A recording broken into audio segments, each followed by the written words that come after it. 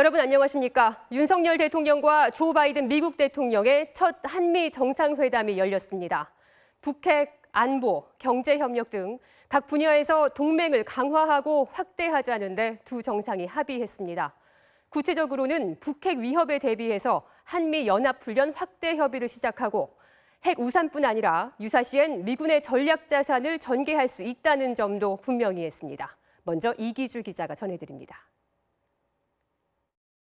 한미 정상은 북한의 완전한 비핵화라는 공동의 목표를 재확인하고 강력한 대북 억지력이 중요하다는 데 공감대를 이뤘다고 밝혔습니다. Including addressing the threat posed by the Democratic People's Republic of Korea by further strengthening our deterrence posture. 대북 억지력의 하나로 한미 연합훈련 확대와 한미 확장 억제 전략협의체 재가동에도 합의했습니다.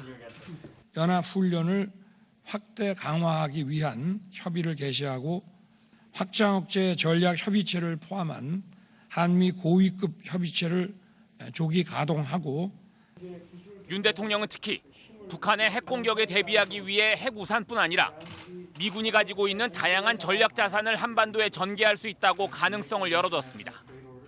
이런 전투기라든지 미사일을 포함한 이런 다양한 전략 자산의 적시의 전개에 관해서도 저희가 논의를 했고 앞으로도 핵실험과 미사일 발사를 준비하고 있는 북한에 한미 두 정상이 강한 경고의 메시지를 보낸 것으로 해석됩니다. 다만 두 정상은 북한에 대해 대화의 길이 여전히 열려 있다는 점도 강조했습니다. 또 북한을 자극할 수 있는 완전하고 검증 가능하며 불가역적인 비핵화라는 표현 대신 한반도의 완전한 비핵화라는 다소 완화된 표현을 썼습니다. 이와 함께 양국 정상은 한미 동맹을 글로벌 포괄적 전략 동맹으로 발전시켜 나간다는 목표를 공유했다며 러시아의 우크라이나 침공에 공동 대응한다는 의지도 재확인했습니다. And the Republic of Korea and the United States are standing together, part of a global response to condemn Russia's flagrant violations of international law and to hold Russia accountable and to support the people of Ukraine. 한일 관계에 대해 바이든 대통령은 한미일 3자 관계가 군사적 경제적으로 매우 중요하다며 일본을 방문해 한일 관계 개선을 논의하겠다고도 밝혔습니다. MBC 뉴스 이기주입니다. 북핵 공동대응과 함께 이번 한미 정상회담의 주요 의제는 경제 안보였습니다. 한미 양국은 용산 대통령실과 백악관 사이에 글로벌 공급망 문제를 수시로 논의할 수 있는 대화 채널을 구축하고 원전 분야에 대해서도 협력을 대폭 강화하기로 했습니다. 중국 견제를 염두에 둔 인도태평양 지역 경제협력체 IPEF의 중요성도 다시 한번 강조됐습니다. 김아영 기자입니다. 한미 양국은 대통령실과 백악관 사이의 경제안보 현안을 상시적으로 논의할 수 있는 채널, 이른바 경제안보 대화를 새로 만들었습니다. 반도체 수급난과 요소수 사태처럼 양국에서 벌어지는 공급망 문제나 2차 전지, 인공지능 등 첨단 기술 공조와 관련해 양국이 긴밀하게 대응하겠다는 겁니다. 양국 대통령실의 그 NSC의 담당 부서를 지정을 해서 서로가 어려운 일이 있을 때 도와주는 이런 경제안보 협력. 윤석열 대통령의 공약이었던 탈원전 정책 폐기와 원전 수출도 한미 정상회담을 통해 가속도가 붙게 됐습니다. 양국은 농축 우라늄을 포함한 에너지 공급망 확보를 위해 신형 원자로 건설과 수출 분야에서 협력을 대폭 강화하며 이른바 원전 동맹을 구축하기로 했습니다. 특히 차세대 원전인 소형 모듈 원자로 SMR도 함께 개발하기로 했다고 밝혔습니다. 신형 원자로 및 소형 모듈 원자로의 개발과 수출 증진을 위해 양국 원전 산업계가 함께 노력해 나가기로 하였습니다. 반도체와 배터리 분야 등의 단순한 공급망 보완이 아닌 첨단 산업과 원전 분야까지 포괄하는 경제안보 동맹을 구축하겠다는 겁니다. 바이든 대통령은 민주주의와 인권의 가치 등 중국이 예민해하는 부분을 다시 한번 언급하며 새로운 경제협력체 IPEF의 중요성을 재차 강조했습니다. For our shared democratic values and defending a rule-based international order, our alliance is making important contributions to shape the future. 한미 정상회담에 앞서 현대차그룹이 미국 조지아주에 6조 3천억 원을 들여 전기차 전용 공장을 짓는다고 발표한 데 대해 바이든 대통령은 공개적으로 감사의 뜻을 밝혔고 내일 정의선 회장을 따로 만날 계획입니다. MBC 뉴스 김아영입니다. 지금 용산의 국립중앙박물관에서는 윤석열 대통령과 바이든 미국 대통령의 공식 환영 만찬이 열리고 있습니다. 현장에 나가 있는 취재기자 연결합니다. 자, 신수아 기자, 뒤쪽으로 조명이 켜진 박물관 건물이 보이는데 지금 만찬 진행되고 있는 그곳 상황 전해주시죠. 네, 윤석열 대통령이 주재하는 한미 정상 간 공식 환영 만찬이 한창 진행 중입니다. 만찬 행사는 이곳 국립중앙박물관에서 열리고 있는데요. 청와대 개방에 따라 용산 대통령실에서 첫 정상회담이 진행된 데 이어 만찬 행사도 중앙박물관 특별 전시실에서 이루어지고 있습니다. 만찬에 앞서 오후 7시쯤 윤 대통령이 박물관 입구에서 바이든 대통령을 맞이했습니다. 이때 김건희 여사가 바이든 대통령과 짧게 인사를 나눴습니다. 김 여사는 이어진 만찬에는 참석하지 않습니다. 곧이어 윤 대통령의 안내로 바이든 대통령은 박물관 전시장으로 이동해 신라 금관을 감상했고요. 이후 시작된 환영 만찬에서 두 정상은 한미동맹과 우호를 다지는 건배사를 나눴습니다. 양국은 이번 회담에서 한미 동맹의 굳건함을 확인하고 양국 간의 새로운 미래를 함께 모색하게 되었습니다. Revitalizing this alliance was one of my key foreign policy priorities when I took office last year. 만찬주는 미국 나파밸리에서 한국인이 운영하는 와인인 바소로 정해졌는데 대통령실은 서울 G20 정상회담 만찬주였던 만큼 성공적 개최를 희망하며 골랐다고 했습니다. 저녁 메뉴로는 한국 각지의 특산물을 살린 산채 비빔밥과 미국산 소갈비 등이 나왔습니다. 네, 오늘 만찬에는 주요 기업인들과 정치권 인사들도 대거 참석했죠.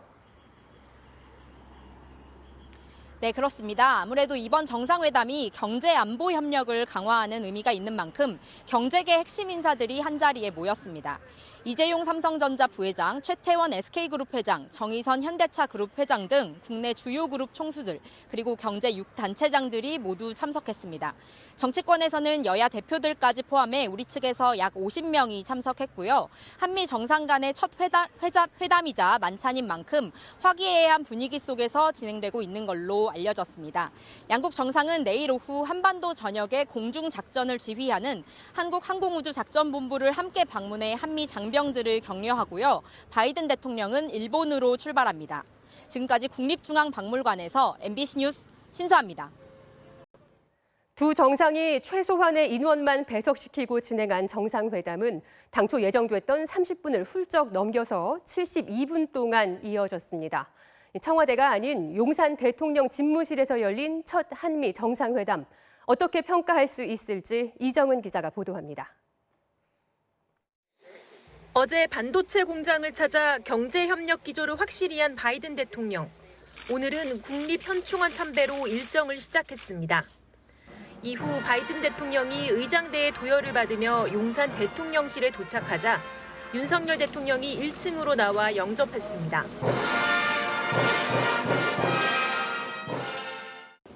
두 정상은 임시로 설치된 포터월 앞에서 기념사진을 찍었고 바이든 대통령은 동맹과 환대에 감사한다고 방명록을 남겼습니다.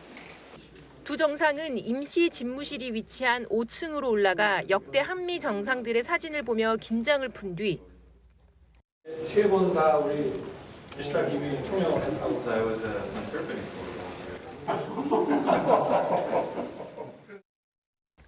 외교장관과 안보실장만 참석하는 소인수 정상회담에 돌입했습니다. 안보 문제를 주로 논의한 소인수 회담은 오후 1시 32분에 시작해 예상 시간인 30분을 훌쩍 넘겨 2시 44분에 끝났습니다. 북한의 핵 위협을 억제하는 방안을 집중 논의하면서 문재인 정부 시절 축소됐던 한미연합훈련, 전략자산 전개에서 나아간 추가 조치를 협의하는 데 집중했습니다. 날로 고도화하는 북한의 그 핵과 그 미사일 위협에 대해 저와 바이든 대통령은 심각한 우려를 공유하고 다른 어떠한 이슈보다 이를 우선순위로 다루어야 할 필요성에 대해서 공감을 했습니다. 이후 통영만 대동한 단독 환담이 25분 동안 진행됐고 양국 경제보좌관까지 포함한 확대 정상회담은 12분 만에 끝났습니다. Continuing to fight COVID-19, securing supply chains, tackling the climate crisis, deepening our security cooperation to meet regional challenges, and writing the rules of the road to ensure the Indo-Pacific is a free and open area. 중국을 견제하기 위해 미국이 주도하는 인도태평양 경제 프레임워크에 한국이 이미 참여를 결정한 만큼 긴 시간이 걸리지 않은 걸로 보입니다. 삼성전자와 현대차가 잇따라 미국 투자 계획을 밝히면서 미국만 실익을 챙긴 것 아니냐는 지적에 대통령실은 미국 측이 앞으로 한국에 많이 투자해 주길 바란다는 내용도 협의됐다고 밝혔습니다.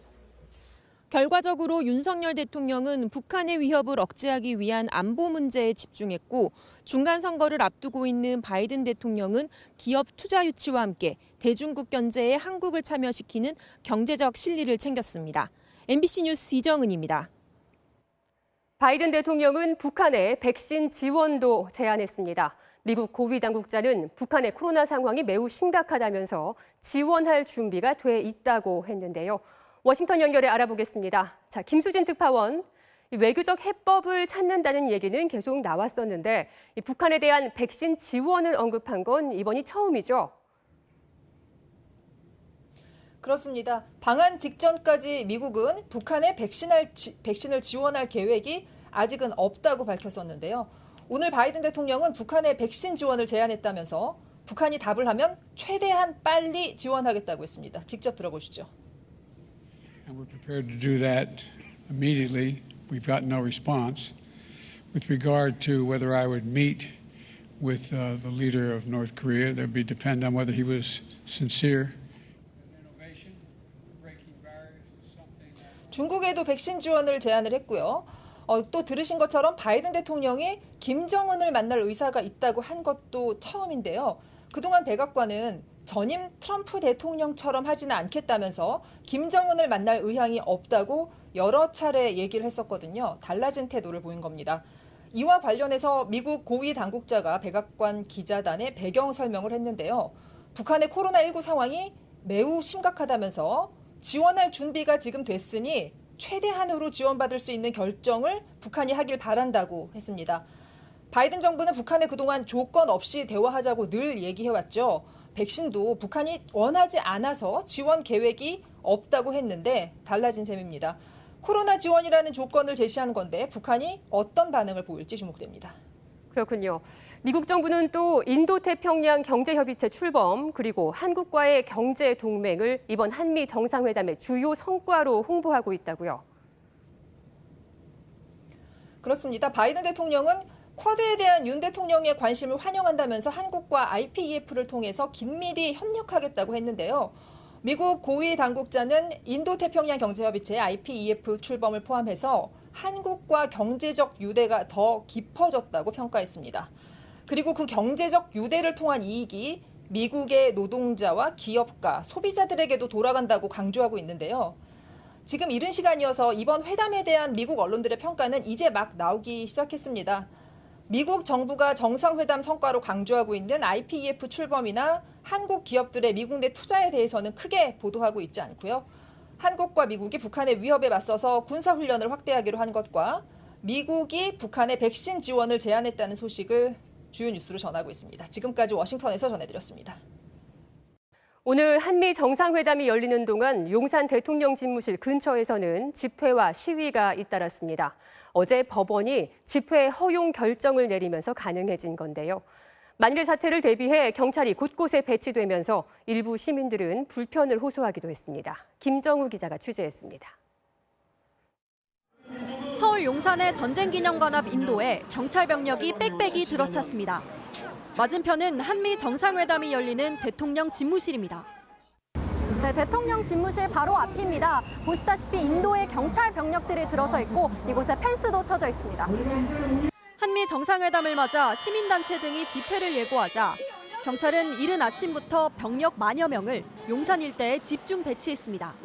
전쟁기념관의 정문부터 동문까지는 울타리 100여 개가 설치됐습니다. 경찰의 삼엄한 경계 속에 참여연대 등 시민단체 회원 150여 명은 전쟁기념관 앞에서 집회를 열었습니다. 전쟁 위기를 도리어 조장하고 있는 그런 방향으로 진행되고 있기 때문에 굉장히 위험하고 100m가량 떨어진 곳에서도 비슷한 성격의 집회가 열렸습니다. 전략자산 성계 반대한다! 오늘 집회는 법원이 대통령 집무실 근처의 집회를 일부 허용한 데 따른 것입니다. 일부 집회 참석자들은 집무실 바로 맞은편까지 행진을 벌이기도 했습니다. 집무실 앞에서 계속 집회를 금지한다면 그동안 우리 사회가 쌓아온 그리고 보장해온 집회의 자유, 의사표현의 자유를 다시 후퇴시키는. 집회와 행진이 인도에서 비교적 평화롭게 진행되면서 큰 혼잡이나 차량 통제는 없었습니다. 하지만 휴일 전쟁기념관을 찾은 몇몇 시민들은 불편함을 토로하기도 했습니다. 이렇게 막 복잡하고 혼란스러운 줄 전혀 몰랐어요. 통행도 불편해서 경찰도 계속 무전하고 왔다 갔다 하고 시민들도 혼란스러운 것 같고. 같은 시간 동작구 국립서울현충원 앞에서는 재향군인회 회원과 보수 성향 단체 등 수백 명이 바이든 대통령의 방안을 환영하는 집회를 열었습니다. MBC 뉴스 김정우입니다. 오늘 전국이 건조한 가운데 크고 작은 화재가 잇따랐습니다. 서울에서는 한 고등학교에 큰 불이 나면서 소방서 인력 전체가 출동하는 대응 1단계가 내려지기도 했습니다. 주말 사건 사고 소식 김상훈 기자가 정리했습니다. 서울 여의도의 높은 건물들 사이로 검은 연기가 계속해서 솟구칩니다. 휴일을 맞아 한강 시민공원에 나들이 나온 시민들도 피어오르는 연기와 사이렌 소리에 놀라 하늘만 바라봅니다. 그쪽 방향을 보고 앉아서 있었어요. 근데 갑자기 검은 연기가 팍 올라오는 거예요. 그래가지고 너무 놀라고 불이다 이랬는데 오늘 오후 5시 40분쯤 서울 여의도 고등학교 주차장에서 불이 났습니다. 불은 학교 내 식당 건물 1층 주차장에서 시작돼 2층과 3층으로 빠르게 번졌습니다. 소방당국은 관할 소방서 인력 전체가 출동하는 대응 1단계를 발령해 저녁 6시쯤 큰 불길을 잡았습니다. 휴일이라 학교가 비어 있어서 인명피해도 발생하지 않았습니다. 소방당국은 정확한 피해 규모와 화재 원인을 조사하고 있습니다. 오늘 오전 10시 반쯤에는 부산시 부산 진구 초읍동에서 마을버스와 택시가 충돌했습니다. 이 사고로 버스에 타고 있던 80대 승객 등 10명이 허리 통증 등을 호소해 병원에서 치료를 받았습니다. 전국적으로 대기가 건조한 가운데 산불도 잇따랐습니다. 오후 3시 50분쯤에는 경남 밀양시의 야산에서 불이 나 1시간 10분 만에 꺼졌습니다. 이보다 앞선 1시 40분에는 경기 안성에서 산불이 나 3시간 만에 진화됐고 경주와 무주에서도 산불이 발생했습니다. 산림청은 봄철 등산객의 실화로 인한 산불이 많이 발생하고 있다며 주의해달라고 당부했습니다. MBC 뉴스 김상훈입니다. 이번에는 프랑스 칸 국제영화제 소식 전하겠습니다.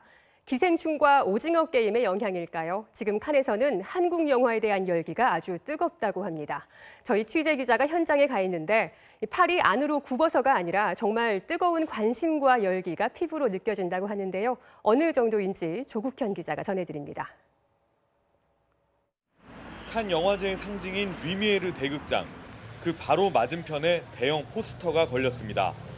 칸에 방문한 사람이라면 볼 수밖에 없는 자리에 한국 영화 헤어질 결심과 브로커가 소개되고 있는 겁니다. 영화제 소식을 다루는 주요 잡지들은 개막 이후 매일 한국 영화를 표지에 배치하며 특집 기사를 쏟아냈습니다. 한국 영화에 대한 현지 반응은 먼저 이정재 감독의 헌트에서 한 차례 폭발했습니다. 4번의 상영회 표는 전부 매진됐습니다. 관계자가 시스템 오류인 줄 알았대요. 이게 금방 매진이 되고 그래서 관계자도 이게 무슨 일이지? 그러면서 당황했다고 하더라고요. 기생충과 오징어 게임 등을 거치며 한국 컨텐츠가 전 세계인의 마음에 깊이 자리매김한 덕입니다. I think it was really great. The story was very original, very deeply depth. Yeah.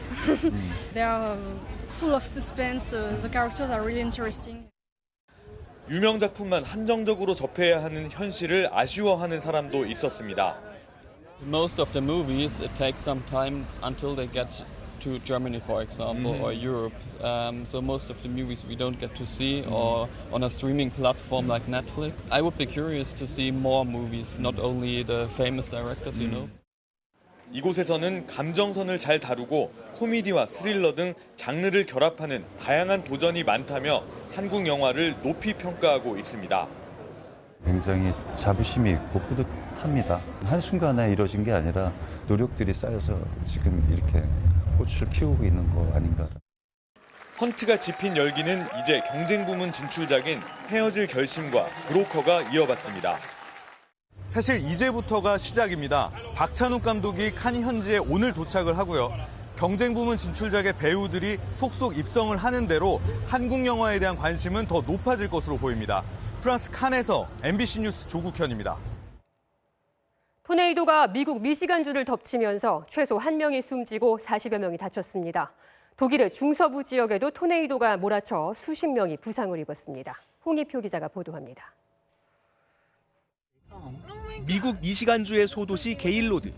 회색빛이 도는 토네이도 기둥이 마을 주변을 휩쓸며 지나갑니다. 강한 돌풍에 전선이 끊어진 듯 한순간 불꽃이 이는 모습도 보입니다. Oh dear Jesus. The roof just came off. Oh my God. 토네이도가 휩쓸고 지나간 자리엔 잔해들이 어지럽게 흩어져 있고 대형 표지판이 휘어졌는가 하면 건물 지붕도 폭삭 주저앉은 모습입니다. 가장 최근에 기록된 강풍 피해가 24년 전일 정도로 토네이도 발생이 드문 지역인데 이번 토네이도로 최소 1명이 숨지고 40여 명이 다친 걸로 알려졌습니다. 가로수가 휘청거릴 정도로 몰아치는 폭풍에 시민들이 황급히 몸을 피하고 있습니다. 독일 중서부 도시 파더보른에도 토네이도가 몰아쳤습니다. 인명 피해 역시 속출하고 있습니다. 현재까지 최소 1명이 숨지고 40명이 다쳤는데 이 가운데 10명은 중상을 입어 추가 피해도 우려됩니다. 지역 경찰 당국은 재산 피해만 수천억 원에 이를 걸로 내다봤습니다. Ja, bei größeren Gebäuden sind die Dächer abgedeckt worden durch die extremen Wind und ja, eigentlich alle Gebäude haben kein Dach mehr, Scheiben sind. 파더보른 외에도 독일 서부 곳곳에서 기상 악화로 인한 교통 마비 등이 잇따랐습니다. 최고 시속 130km에 이르는 강풍이 독일 동부로 이동할 걸로 예상된 가운데 토네이도가 발생한 파더보른은 최근 이상 고온 현상이 계속된 걸로 전해졌습니다. MBC 뉴스 홍희표입니다.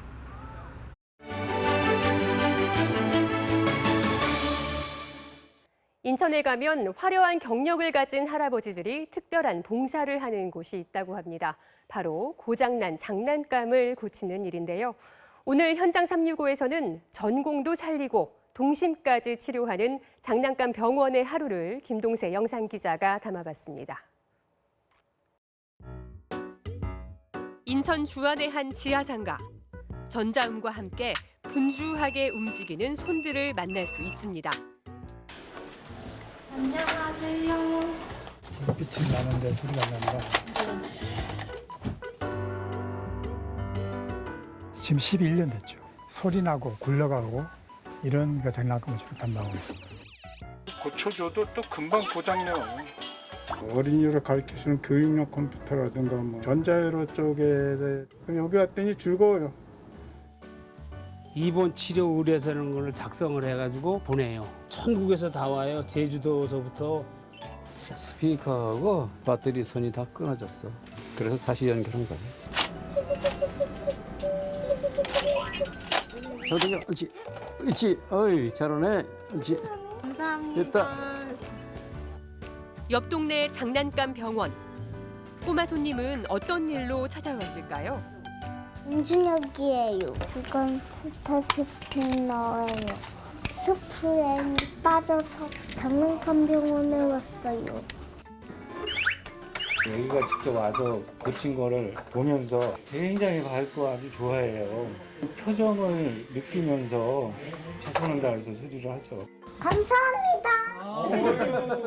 확인해봐야지. 어? 되지?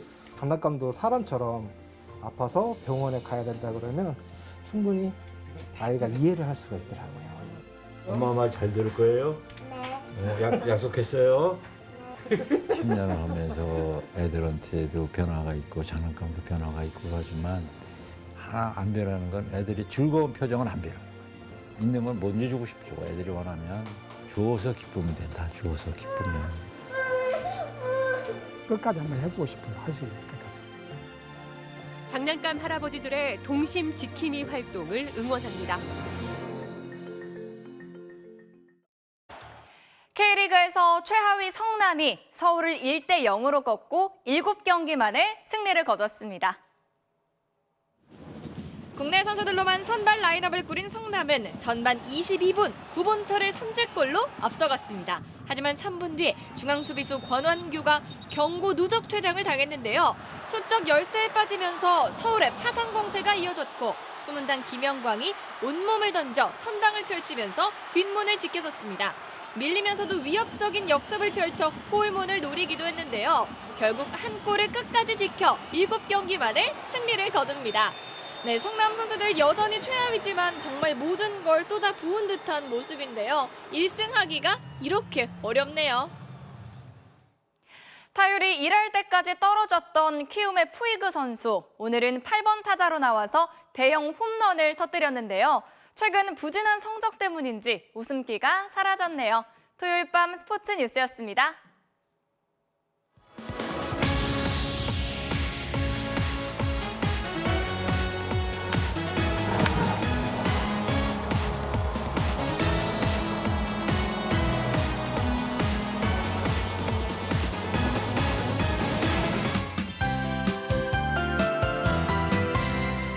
여름의 시작을 알리는 절기 소만에 일부 남부지방을 중심으로 30도 안팎의 더위가 나타났습니다.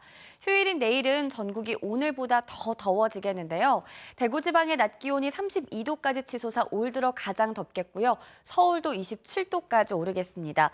그래도 시기적으로 아직까지 습도가 높지는 않아서 그늘에서는 쾌적함이 감돌겠고요. 전국의 일평균 미세먼지 농도도 보통 수준을 보이겠습니다. 또 내일도 맑은 하늘에 볕이 강해서 자외선 차단에 신경을 쓰셔야겠고요. 내일 오후 시간 동쪽 내륙 곳곳으로는 또다시 소나기 구름이 만들어질 수 있겠는데요.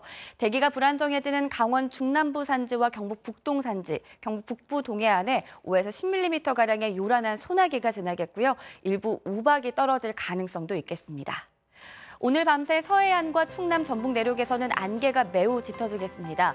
또 내일 밤부터 중서부 지방에서는 차츰 먼지가 쌓이기 시작하겠습니다. 내일 아침 전국의 기온 15도 안팎으로 오늘과 비슷하거나 조금씩 높겠고요. 낮 기온도 서울이 27도, 대전 30도, 창원이 32도까지 오르겠습니다. 갈수록 더 더워지겠고요. 이번 더위는 목요일 수도권과 영서 지방에 비가 오면서 잠시 누그러질 전망입니다. 날씨였습니다. 토요일 뉴스데스크 마칩니다. 저는 내일 다시 찾아뵙겠습니다. 고맙습니다.